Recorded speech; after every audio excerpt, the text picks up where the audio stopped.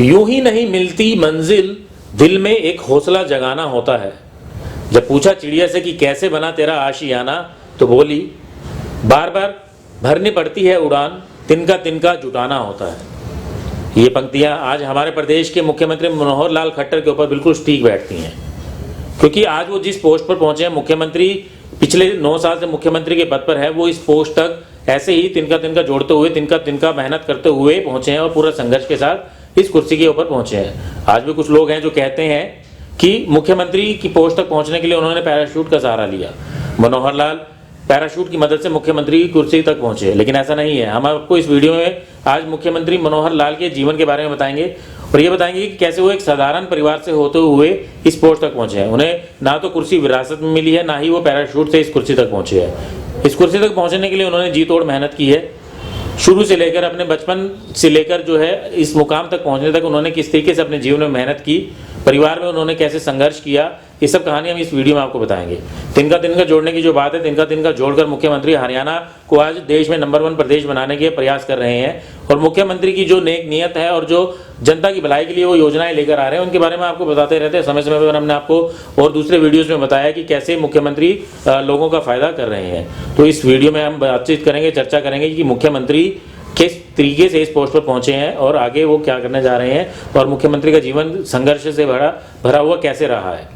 मैं संयम जैन, कैमरामैन अशोक के साथ आपका नई ताज़ा न्यूज़ में स्वागत करता हूं और इस वीडियो को आप देखते रहें। आगे बढ़ने से पहले मैं आपसे कहना चाहूँगा कि आप इस वीडियो को लाइक करें, शेयर करें और हमारे चैनल को सब्सक्राइब करें, ताकि इस तरीके के वीडियो जो है आपके साथ आपके सामने पहुँचते रहें और इस तरीके की जानकारी जो है आपको मिलती रहे।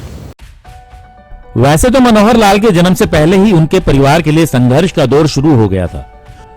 1947 में देश के बंटवारे के बाद पश्चिमी पंजाब के झंग जिले से रोहतक के गांव निंदाना में आकर उनका परिवार बसा था। उस समय वहां से आए खट्टर परिवार के पास न तो कोई जमा पूंजी थी और न ही रोजगार का कोई साधन।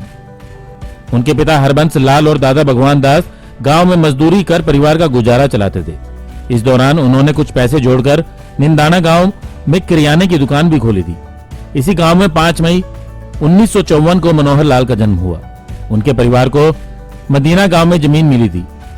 मदीना गांव की जमीन बेचकर रोहतक के ही बनियानी गांव में जमीन खरीदी थी। इसीलिए उनका परिवार वर्ष 1958 में रोहतक शहर से 8 किलोमीटर दूर बनियानी गांव में आकर बस गया। उनके पिता खेती बाड़ी कर परिवार का गुजारा चलाने लगे। 6 साल की उम्र में मनोहर लाल का स्कूल में दाखिला करवाया गया। 7 भाई बहनों में मनोहर लाल सबसे बड़े थे, इसीलिए उनके ऊपर ज्यादा जिम्मेदारी थी। होश संभालते ही वे खेती के काम में पिता का सहयोग करने लगे। मनोहर लाल खेतों का काम भी काफी मेहनत से करते थे। रोज तड़के 4 बजे सोकर उठने के बाद खेतों में उगने वाली सब्जियों को तोड़कर अपनी साइकिल की मदद से मंडी तक पहुंचाते थे। परिवार के पहले 10वीं पास सदस्य बनने के बाद उन्होंने डॉक्टर बनने का फैसला लिया था, लेकिन परिवार की आर्थिक स्थिति को देखते हुए पिता हरबंस लाल चाहते थे कि मनोहर लाल पढ़ाई छोड़कर खेती बाड़ी पर ध्यान दें। उन्हें पढ़ाई का काफी चाव था, इसीलिए मां शांति देवी से पैसे लेकर उन्होंने पंडित नेकीराम शर्मा गवर्नमेंट कॉलेज में दाखिला लिया और मेडिकल की पढ़ाई शुरू कर दी। इसके बाद मेडिकल प्रवेश परीक्षा की तैयारी करने के लिए मनोहर लाल अपने रिश्तेदारों के पास दिल्ली आ गए। यहाँ उन्होंने अपने गुजारे और पढ़ाई के खर्च निकालने के लिए बच्चों को ट्यूशन पढ़ानी शुरू की। इस दौरान उन्होंने परिवार से रुपए उधार लेकर सदर बाजार में कपड़े बेचने का काम भी शुरू कर दिया। साथ ही दिल्ली विश्वविद्यालय से स्नातक की पढ़ाई भी करने लगे। दुकान से मुनाफा कमाकर न केवल उन्होंने परिवार से उधार लिए पैसे लौटा दिए, बल्कि छोटी बहन की शादी भी कर दी। 25-26 वर्ष की उम्र होने पर परिवार के लोग मनोहर लाल पर शादी का दबाव बनाने लगे, लेकिन उन्होंने देश की सेवा करने की बात कहते हुए शादी करने से साफ इनकार कर दिया। वर्ष 1977 में स्वयंसेवक के रूप में मनोहर लाल आरएसएस से जुड़ गए। वर्ष 1979 में मनोहर लाल इलाहाबाद में हुए विश्व हिंदू परिषद के समागम में पहुंचे, जहां वे अनेक संतों और संघ के प्रचारकों से मिले। ये समागम उनके जीवन का निर्णायक मोड़ साबित हुआ। वर्ष 1980 में उन्होंने आजीवन आरएसएस से जुड़ने और शादी न करने का फैसला अपने परिवार वालों को सुना दिया। उनका यह फैसला उनके परिवार वालों के लिए काफी चौंकाने वाला था, इसलिए उनके परिवार ने इस फैसले का विरोध भी किया, लेकिन उन्होंने अपने परिवार के विरोध के बाद भी अपना फैसला नहीं बदला। एक बार आरएसएस से जुड़ने के बाद आरएसएस के प्रचारक के रूप में उन्होंने लगातार हरियाणा के अलग अलग हिस्सों में जाकर खूब मेहनत के साथ काम किया। आरएसएस के प्रचार करने के लिए उन्होंने दिन रात मेहनत की। इस दौरान देश के किसी भी हिस्से में आपदा होने पर मनोहर लाल अपनी टीम के साथ तुरंत मदद के लिए मौके पर पहुंच जाते थे। उनकी मेहनत को देखते हुए आरएसएस की तरफ से उन्हें सक्रिय राजनीति में आने का मौका दिया गया। 14 वर्षों तक आरएसएस के साथ काम करने के बाद वर्ष 1994 में बीजेपी में शामिल हो गए और उन्हें हरियाणा बीजेपी में संगठन मंत्री की जिम्मेदारी सौंपी गई, जहां उन्होंने बीजेपी के लिए राजनीतिक सूझबूझ का खूब कौशल दिखाया। इस दौरान उन्होंने देश के अलग अलग जगह गुजरात, हिमाचल प्रदेश, उत्तर प्रदेश, झारखंड और छत्तीसगढ़ में बीजेपी की मजबूती के लिए खूब काम किया। इसके बाद उन्होंने हरियाणा में बीजेपी की जड़ें मजबूत करनी शुरू कर दी। अगर ये कहें कि हरियाणा में बीजेपी की जड़ों में सबसे ज्यादा सींचने का काम मनोहर लाल ने किया तो ये कोई गलत नहीं होगा। वर्ष 1996 में बीजेपी ने बंसीलाल के नेतृत्व वाली हरियाणा विकास पार्टी को प्रदेश में सरकार बनाने के लिए समर्थन दिया। बाद में मनोहर लाल ने देखा कि गठबंधन बीजेपी के लिए नुकसानदेह साबित हो रहा है और सरकार अलोकप्रिय हो रही है। ऐसे में उनकी सलाह पर हाईकमान ने समर्थन वापस ले लिया। संगठन मंत्री रहते हुए बीजेपी हाईकमान के साथ मिलकर हरियाणा में बीजेपी की मजबूती के लिए कई महत्वपूर्ण फैसले मनोहर लाल के कहने पर लिए गए। इसके बाद बीजेपी ने ओम प्रकाश चौटाला को बाहर से समर्थन दिया।